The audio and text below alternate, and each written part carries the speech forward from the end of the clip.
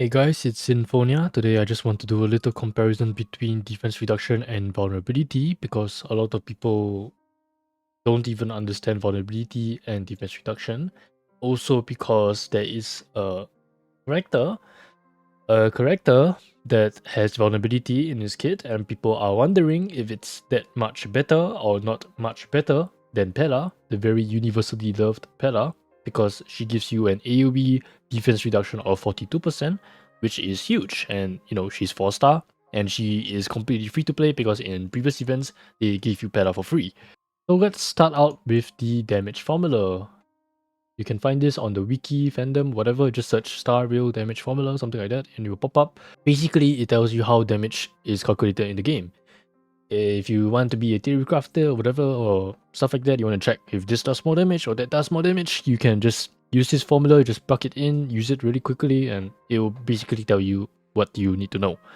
So when it comes to defense multiplier, this is how the formula looks like. You have to take into account the level of the attacker, the level of the enemy, and then the level of the attacker again.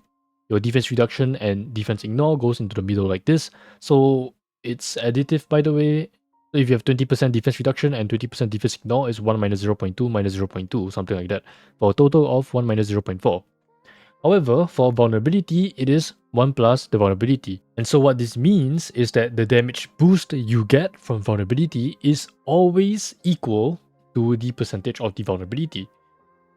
As you can see right here, these are some characters that have vulnerability, and I find that a lot of people mistake this for damage boost. It is not damage boost. It's because of how it's phrased. Usually, it is phrased as increase the damage taken or received by this percentage.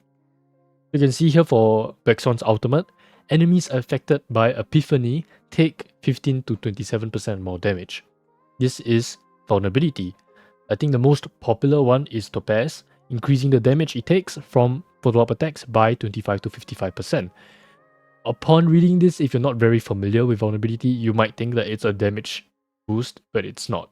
I mean, it functions more similar to a damage boost because it's literally, as it says, it will take this amount more damage, which is great, I guess. But I guess the difference is that this is for the enemy and not for yourself. So if you are saying, I increase my damage, that is a damage boost. But if I say, I increase the damage you take, that is a vulnerability. Okay, now that we've got that out of the way, let me show you how defense works. As you can see here, it's not as simple as vulnerability. For 10% defense reduction, you get 5% increase in damage. Only 5%, right? You might think. 20%, 11%. 30%, 19. 40%, 27. 50%, 36. It is only until 90% defense reduction that you get a 92% increase in damage. And for 100% defense, because of how the formula works, it becomes 1 minus 1, and then it just becomes the level of your attacker plus 20 divided by the level of the attacker plus 20, which will be 1. It will always be 1. And what happens is you get a 115% damage boost. So the reason why you get a 115% damage boost is not because like, oh, you reach 100% defense reduction, congratulations, we give you more damage. No, it's not how it works. It's because of the original multiplier. We are comparing relative to the first one.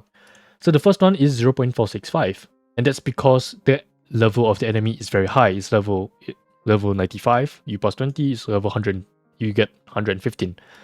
However, if you were to use a lower level enemy, like I have right here, your original formula is actually 0.51. And when you go from 0.51 to 1, obviously you are increasing your damage by less than 0.5. So obviously it's not going to be a 100% increase in damage, right? And over here, I mean, this is just how the math works. Yeah. So it kind of depends on the level of the enemy and obviously the level of the attacker as well, but the level of the attacker will be more constant because most people will max out their character level 80, right?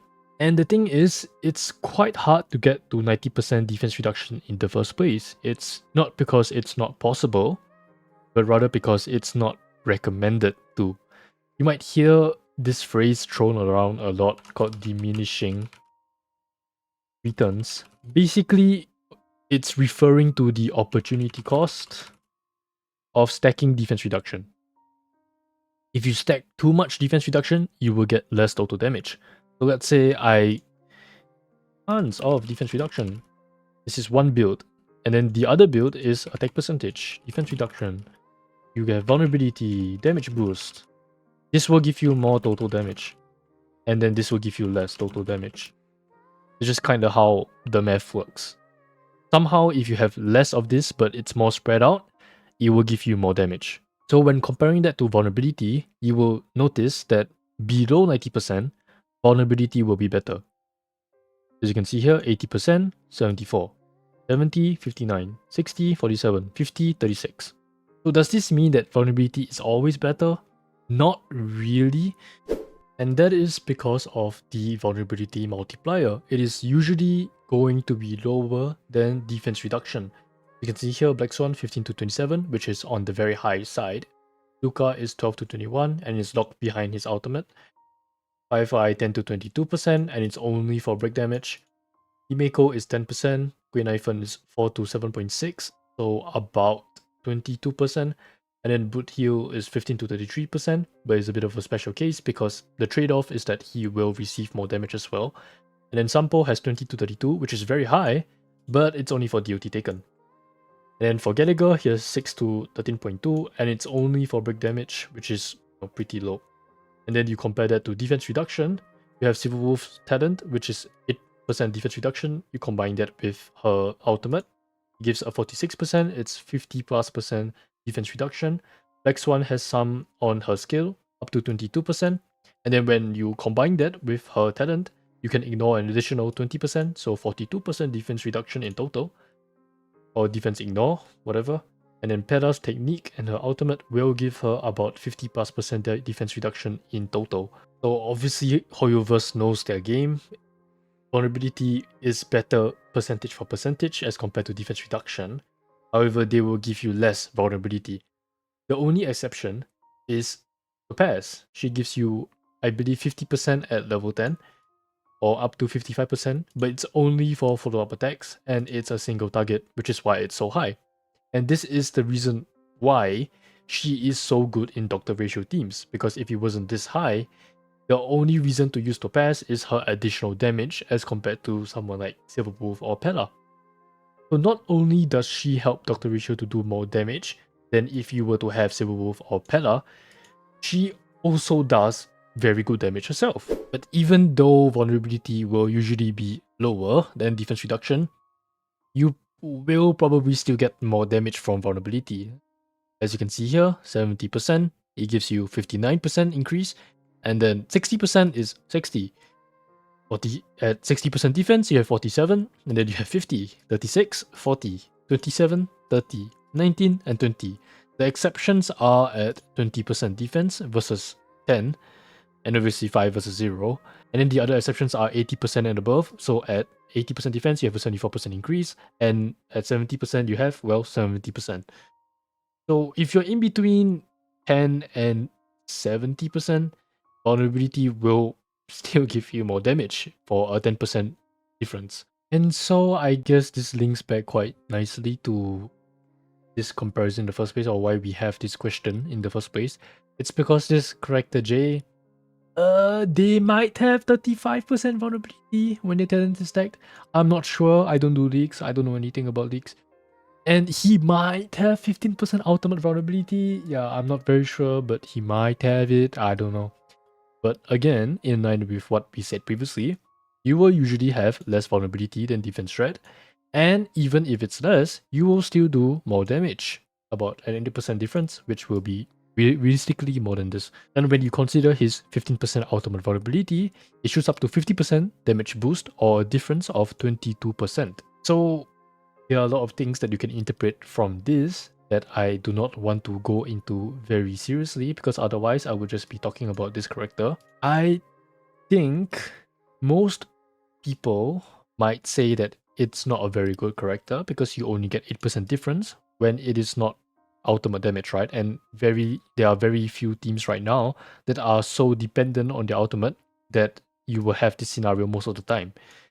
Most characters, they have like a split between like maybe their skill, their basic attack, and their ultimate. It wouldn't be like 90 or 70% of the damage coming from their ultimate, which will make this character only a slight upgrade against Pella for teams like Xingdiu, Firefly, Boothill Jade, and I'm sure there's more, but I can't remember. Yeah. However, in teams with DOT, Acheron, and maybe Argenti teams, this guy could be pretty strong. I think it's a scenario very similar to Topaz, where, like I said just now, in a follow-up team, she not only gives you a 50% vulnerability, which can compete with debuffers, right? Because Silverwolf has 50+% defense reduction, but she also does good damage by herself. So in this character J's case, he gives you more Val, slightly more Val, and then Pella gives you 42% defense reduction. But this guy gives you more stuff here.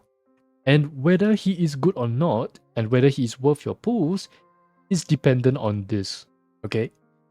And that is how you should be looking at this character, because this character is a lot more than just their vulnerability. That's about it.